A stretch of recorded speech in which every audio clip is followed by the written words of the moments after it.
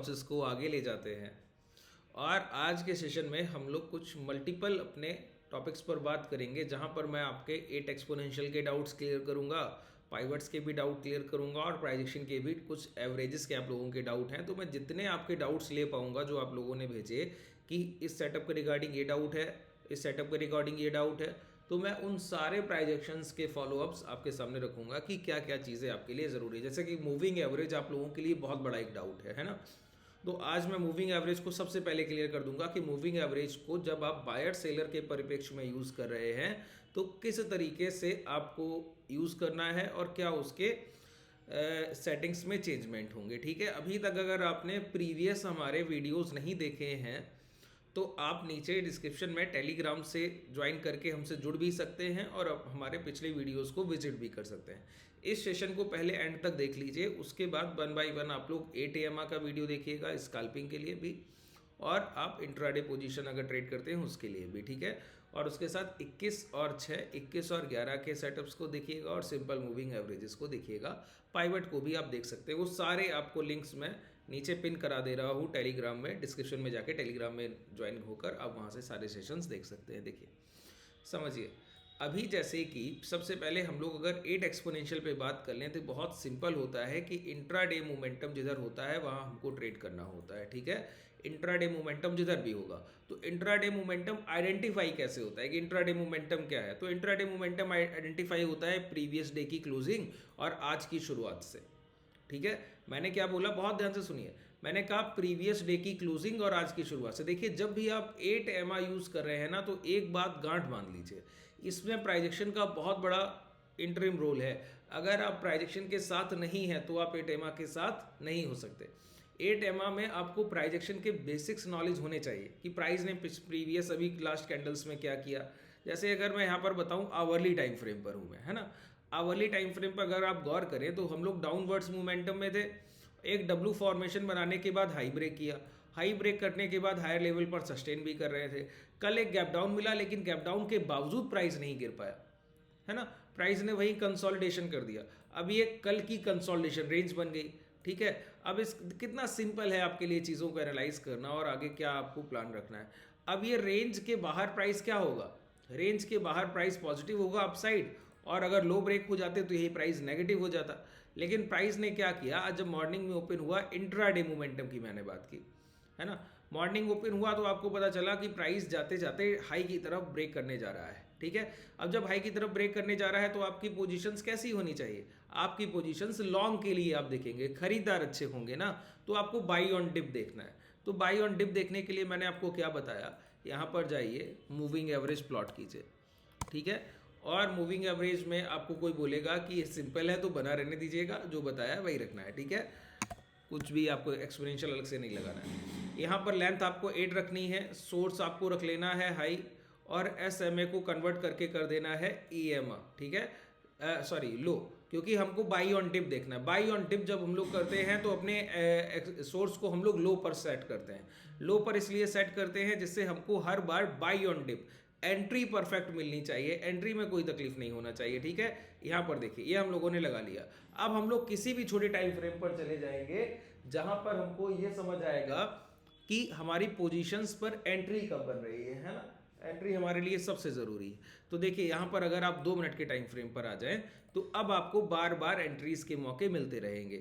यहाँ पर हर बार प्राइस आकर देखिए नियर बाई 8 एमा हाई या 8 एमा लो के पास आकर आपको एंट्रीज देता है। ये सिंपल थॉट प्रोसेस है इसको यूज़ करने का। ठीक है, अब जो लोग स्कैल्पिंग करते हैं उनके लिए 30 सेकेंड टाइम फ्रेम, आप लोग 30 सेकेंड के टाइम फ्रेम पर जाएंगे। बहुत सिंपल है, देखिए अब 30 सेकंड के टाइम फ्रेम पर आपको मॉर्निंग से 3 से 4 एंट्री मिल चुकी हैं और बार बार आपके टारगेट्स अच्छे खासे हिट हो रहे हैं। जैसे अगर आप यहाँ पे देखें तो पहला एंट्री आपको मॉर्निंग में यहाँ पर मिला। ठीक है, यहाँ पर एंट्री के बाद प्राइस ऊपर गया, रिवर्सल लिया इस स्विंग लो को, देखिए आपका ऐसा ले लिया, इसके नीचे की एक क्लोजिंग होता है, प्राइस गया, एक टारगेट दे गया, दोबारा से आया। अब देखिए यहीं पर जो मैं आपको समझाना चाह रहा हूँ, 8 एक्सपोनेंशियल लो या हाई यूज़ करने के जो मैक्सिमम बेनिफिट है वो आपके SL एरिया के सबसे छोटे होने से आते हैं।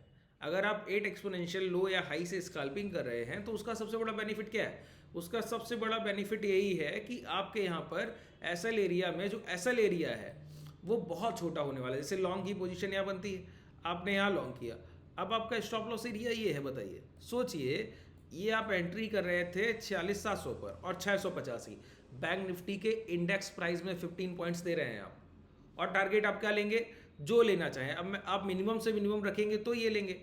तो देखिए 6,700 पर एंट्री थी, 763 और 15 पॉइंट एसएल, ऐसे ही 1:4 1:5 जाता है। ये तो आपको तो कुछ करने की जरूरत ही नहीं पड़ रही, ये मिनिमम जब ले रहे हैं। और अगर जैसे कि आप लोग ऐड ऑन करते हैं, जो कि कभी होता नहीं, देखिए आप ये सोचिए कि आप एंट्री एकदम एग्जिट लेवल करेंगे और एग्जिट एकदम टॉप पर करेंगे, ऐसा पॉसिबल नहीं। इसीलिए मैंने बोला आप ये टारगेट अपना ऐड ऑन मत कीजिए 800 का, आपको इतना ही लेना है, जितना आपको आसानी से प्राइस दे सकता है उतना ही आपको लेना है, ठीक है। जहां पर मोमेंटम कैरी हो रहा है, जहां मोमेंटम, अब यहाँ मोमेंटम रुकना लगा तो यहाँ पर आप नहीं वेट नहीं कर सकते, आपको निकलना होगा, ठीक है। इसी तरह ये पहला अपॉर्चुनिटी था। दूसरा अपॉर्चुनिटी देख लीजिए, यहाँ पर आपको दूसरा अपॉर्चुनिटी मिला। दूसरे अपॉर्चुनिटी में ये आपका एसएल एरिया है और फर्स्ट हिट में प्राइस ने आपको ये मोमेंटम दे दिया। सिंपल, बहुत छोटे छोटे से एसएल एरियाज आपके होते हैं और बहुत अच्छे अच्छे आप लोग टारगेट वहाँ पर पंच करते हैं। यही इसीलिए 30 सेकंड के टाइम फ्रेम पर 8 एक्सपोनेंशियल इतना हाईली ओवर वैल्यूड है कि जो लोग यूज़ कर रहे हैं वो उसका उपयोग समझते हैं, है ना, इसकी वैल्यू समझते हैं कि कैसे इसको इम्प्लीमेंट करना है और कितना पावरफुल है ये, ठीक है। अब यहाँ पर देखिए 8 एक्सपोनेंशियल लो से आप यहाँ पर एंट्री कर रहे हैं और आपके टारगेट देखिए क्या लग रहे हैं, देखिए इतना सिंपल है आपके लिए उपयोग करना, ठीक है। बहुत कुछ भी एक्स्ट्रा करने की जरूरत नहीं, बस इंट्राडे मोमेंटम। हम लोगों ने क्या किया बताइए, हम लोगों ने प्रीवियस डे का डेटा देखा, जिससे ये समझ आया कि प्राइस एक कंसोलिडेशन रेंज में था। अब ये देखिए डेटा चेक कर रहे हैं हायर टाइम फ्रेम पर, ये चीज़ आप लोग बहुत कम समझते हैं। जब भी प्राइस एक्शन की बात होती है तो आप सबसे पहले समझते हैं कि जो टाइम फ्रेम देख रहे हैं उसी को देखते रहे, नहीं, हमको देखिए बड़े खरीदार और बड़े बिकवालों के फेवर में अपनी पोजिशंस को एग्जीक्यूट करना होता है। अब बड़े खरीदार कौन है सर, अगर मैं 30 सेकंड का ट्रेडर हूं तो मेरे लिए बड़ा खरीदार और बिकवाल 5 या 15 मिनट के टाइम फ्रेम के ट्रेडर होंगे।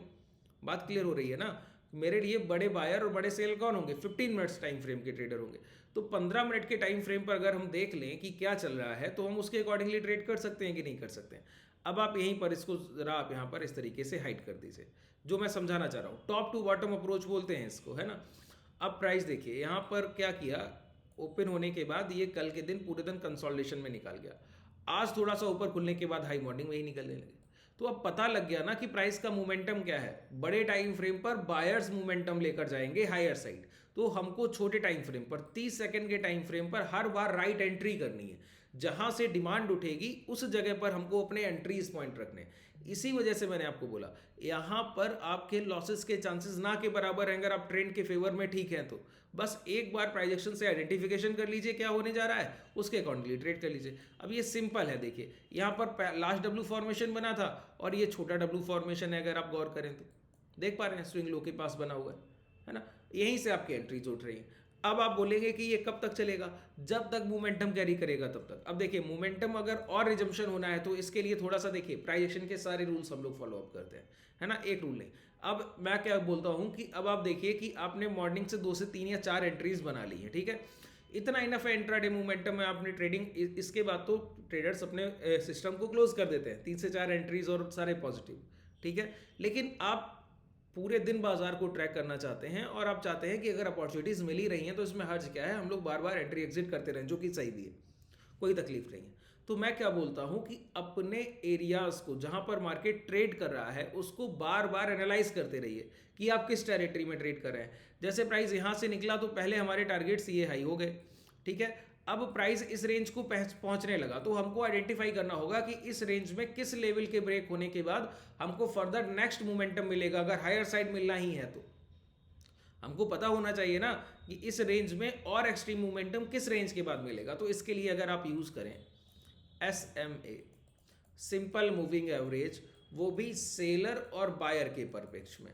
सेलर के प्रोस्पेक्टिव से देखिए कि क्या एवरेज प्राइस आ रहा है अभी लास्ट सेलर का, और बायर का देखिए, तो आपको एक आइडिया लग जाएगा कि अब फर्दर मोमेंटम कैरी ऑन होगा तो सेलर के एवरेज अगर निकल गए तो कैरी ऑन होगा, है ना। तो सेलर के एवरेज कैसे निकालते हैं बताइए, मैंने आपको बताया सबसे पहले और बड़े टाइम फ्रेम पर जाइए और आइडेंटिफाई कीजिए लास्ट सेलिंग प्राइस, है ना, जो टॉप का सेलिंग प्राइस है। तो आप बोलेंगे ये टॉप का सेलिंग प्राइस है, यहाँ से शुरुआत हुआ, प्राइस इसके बाद हाई की तरफ नहीं गया, तो सेलर का लास्ट सेलिंग प्राइस क्या है, ये 48,150 के आसपास है। इस सेलर ने अभी तक टोटल जितना सेलिंग किया है इसके अकॉर्डिंग इसका कुछ एवरेज प्राइस आया होगा, उसको निकालने के लिए मैंने क्या बोला, टोटल नंबर ऑफ कैंडल्स। जिन्होंने अभी तक सेशंस को नहीं देखा है, मैंने बताया नीचे वीडियो मैंने पिन करा दिया है, जाकर सिंपल मूविंग एवरेज बायर और सेलर का कैसे निकालते हैं वो आप लोग जाकर देख सकते हैं। ठीक है, इस तरीके से देखिए मैंने यहाँ पर लगाया और आपको पता लगा कि टोटल 91 बार्स, टोटल 91 घंटे की कैंडल्स से सेलिंग हो रही है। और अभी तक जो भी प्राइस ट्रेड कर रहा है, अभी हम लोगों ने लास्ट स्विंग लो ब्रेक नहीं किए।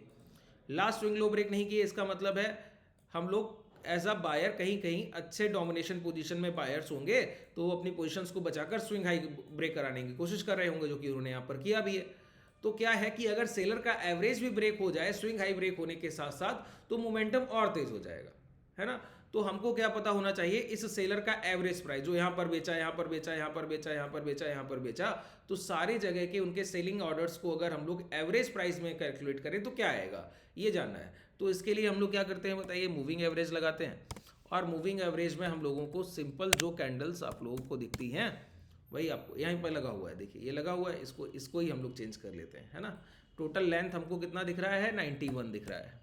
ठीक है, 91 का लेंथ हो गया आपका। 91 के लेंथ के बाद इसको क्लोज से रखना है, ठीक है, कुछ भी अलग नहीं। और ऐसे में सिंपल स्मूथिंग लाइन ये देख लीजिए।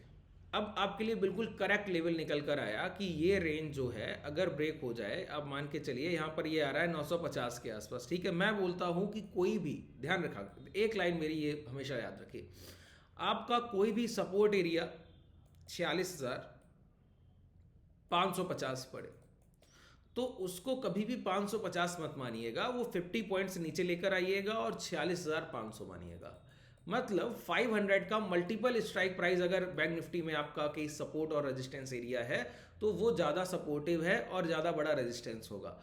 अगर आप एक 46,550 को अपना सपोर्ट मानेंगे तो प्राइस 550 को तो ब्रेक करेगा, 500 को नहीं करेगा। इसी तरीके से अगर यहाँ पर क्या है 46,950 आपका रेजिस्टेंस एरिया है, तो कभी भी प्राइस अगर 46,950 को टच करे तो वो आपके लिए रेजिस्टेंस इतना बड़ा नहीं है। 46,950 का मतलब है अगर 47,000 के ऊपर मार्केट ट्रेड करने लगा फिर वो मोमेंटम कैरी ऑन करेगा, फिर 2-2.5-300 पॉइंट देकर जाएगा, उसके बाद फिर 2-2.5-300 पॉइंट देकर जाएगा।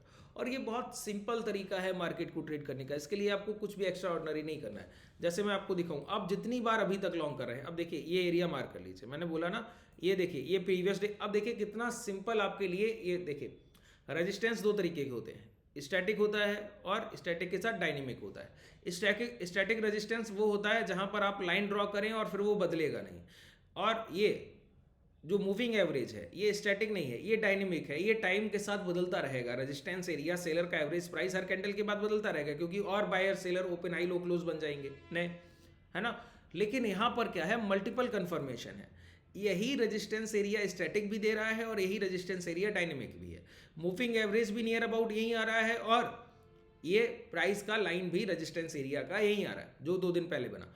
तो यहाँ पर इसका अगर ब्रेकआउट होगा तो वो मल्टीपल कंफर्मेशन के साथ होगा, क्योंकि यहाँ पर सिर्फ एक सेलर का एरिया नहीं है, ये डायनेमिक एवरेजेस के अकॉर्डिंग भी 47,000 सेलर एरिया है और स्टैटिक वैसे भी प्राइस पर भी दिख रहा है कि स्विंग हाई 47,000 के पास लगे हैं। तो ये एक अच्छा प्राइस है। जब ये निकलेगा तो मोमेंटम और शार्पली कैरी ऑन होगा, है ना।